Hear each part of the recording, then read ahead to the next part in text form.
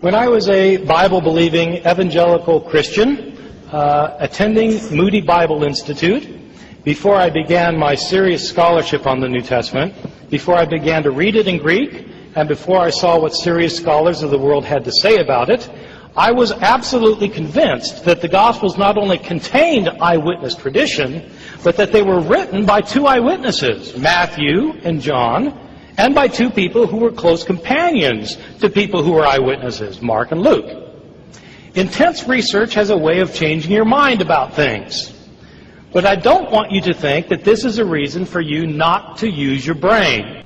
As I studied more and more using my intelligence as an evangelical, but also praying about it, I became convinced that the New Testament Gospels were not written by eyewitnesses or by people who knew eyewitnesses. The first point to make is the rather obvious one that the Gospels don't claim to be written by eyewitnesses. They are all anonymous. The titles in your Gospels, the Gospel according to Matthew and so forth, were added by later editors. They were not put there by the original authors.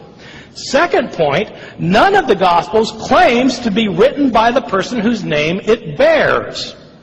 They don't claim to be written by eyewitnesses, and they don't claim to be written by people named Matthew, Mark, Luke, and John. Those are later traditions that were added to the Gospels.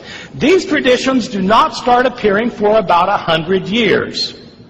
Some people think that there is an early church father named Papias who attests to the witness of Mark and Matthew, but in fact there are very solid reasons for thinking that Papias, who lived around the year 120 to 140, is not referring to our Mark or our Matthew. The first time anybody refers to Matthew, Mark, Luke, and John by name is Irenaeus in the year 180, 100 years after these books were written.